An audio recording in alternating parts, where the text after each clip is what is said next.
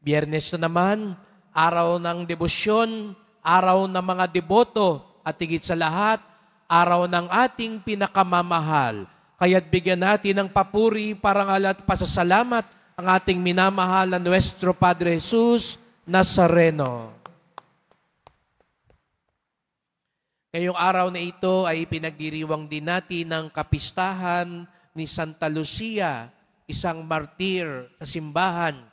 At mapapansin po ninyo, ang kanyang imahe ay may tangan-tangan siyang sisidlan na may mata.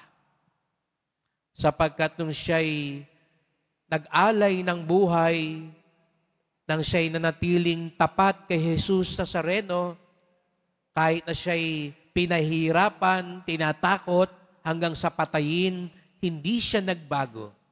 At dinukit ang kanyang mga mata para lalo siyang pahirapan hanggang patayin. Ngunit hindi siya nagbago.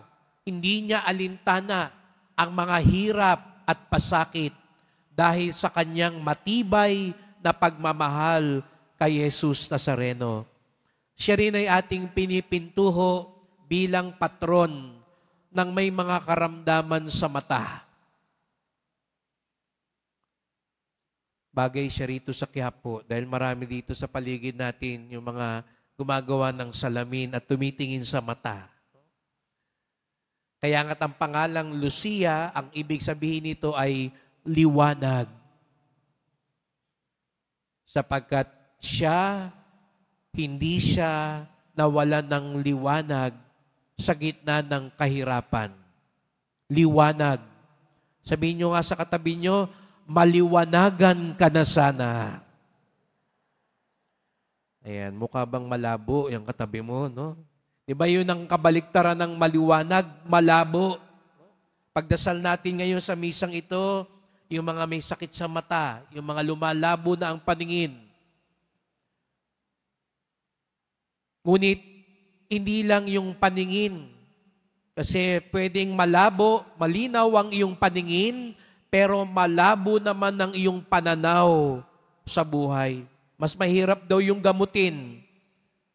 Ulitin ko, pwedeng malinaw ang iyong paningin, pero malabo ang iyong pananaw. Pagdasal din natin yung mga ganon, tao. Baka malinaw nga, wala kang sakit sa mata, pero malabo ang pananaw. Kaya mahirap kausap. Di ba? Kaya pag nag-uusap ka sa'yo, ang labo mo naman. Nasabihan ka na bang ganon? Malabo kang kausap. No? O nakaranas ka na ba nun? Malabong kausap. Pabago-bago, paiba-iba. Hindi tinutupad ang usapan. Kaya sa araw ding ito ipagdasal natin. Maliwanagan tayo. Si Jesus ang liwanag, ang tanglaw ng sanlibutan. Sa tulong ni Santa Lucia, maliwanagan tayo. Hindi tayo maging malabo. Ganun nangyari sa Ebanghelyo ngayon. Malabo yung mga kaharap ni Jesus Nazareno. Malabong kausap.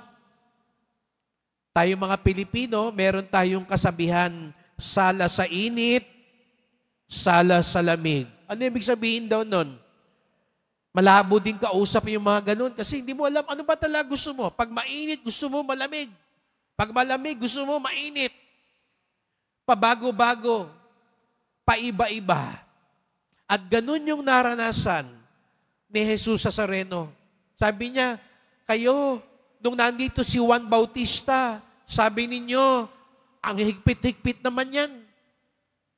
Ang hirap namang sumunod dyan. Ang dami namang bawal. Nang dumating si Jesus Nazareno, nakikisalamuha, nakikisama. Anong sabi naman ng mga tao? Masyado naman yan. Katulad natin. Nanginginain, nakikiinom, masyadong nakikisalamuha. Ayaw namin sa Kanya. Ano ba talaga? Di ba minsan ganun? Di natin alam ang gagawin natin sa buhay. Naalala ko may isang bata sabi, Father, ang hirap-hirap. Ayoko na umuwi sa bahay. O bakit? Pati pag umuwi ako hating gabi, madaling araw, binabalitaktakan ako nanay ko, sabi sa akin, uwi pa ba yan ng matinong tao? Daming nang sinabi. Nung maaga naman ako umuwi, kumakain ako, sabi sa akin, anong nangyari? Anong nakain mo? Ba't nandito ka na? Binalitaktakan pa rin ako. Ayaw pa rin ako tantanan. Ano ba talaga gagawin ko? Uuwi ako o hindi? Aminin natin, ganun din tayo. Hindi malinaw. Minsan, ang lagi nating gusto, magbagong iba. Magbago ang labas, ang lahat. Nakaligtaan natin, ang una-munang dapat magbago ay tayo. Ilang beses na nating sinasabi, mabago ang bayan. Tuwing eleksyon na lang, naririnig natin yan. Babaguhin natin, ibabalik natin, aayusin natin. Pero nasan ba ang tunay na pagbabago? May nabago ba? Nababago lang siguro yung mga nasa pwesto. Pero yung kalagayan natin, hindi naman nagbabago. Tayo din naman kasi, hindi tayo nagbabago. Pinagbibili natin ang boto natin. Pinipili lang natin dahil pogi, sikat, nagbibigay, sumasayaw. Ano ba naman yan? Ganun ba? Tapos aasahan natin, magbago ang bayan, magbago ang kalagayan natin. Pero yung pagbabago natin bilang marangal na mamamayan, sa simbahan, ganun ang gusto natin. Magbago ang marami. Minsan nga, pati ang Diyos, siya pa ang gusto nating magbago para sa atin. Siya ang mag-adjust sa atin. Hindi po, mga kapatid. Kaya hindi nila nakilala si Jesus Nazareno. Kaya hindi nila natagpuan ang kanyang mga himala. Nakaligtaan nila ang una-munang dapat makita sa buhay. At ano yun? Ang pangangailangan na magbago muna ang sarili. Mga kapatid, wag lang sana malinaw na paningin, kung hindi malinaw na pananaw ang ating idalangin at ihiling sa Panginoon Diyos. Baka hindi kailangan magbago ang mga sitwasyon sa buhay mo. Minsan, gano'n na akala natin. Pag nabago na ako, pag yumaman ako, pag ganito na ang nangyari sa akin, aayos na ang lahat. Pero baka hindi pala yun ang dapat una munang mangyari. Sa harap ng mahal na pong Jesus Nazareno, ito po yung idasal natin.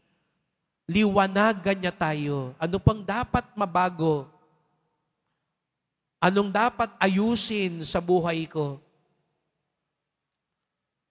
Upang sa gayoy dumaloy ang tunay na himala sa ating buhay. Katulad ni Santa Lucia, maliwanagan tayo kahit nahihirapan, kahit nasasaktan, kahit nabibigatan. Malinaw kay Santa Lucia ang pag-ibig at kapangyarihan ng Diyos. Sana ganun din ang ating pananampalataya sa buhay. Hindi pag dumating ang mga problema, lumalabo na ang lahat. Pag bumibigat na ang krus, nababago na ang lahat.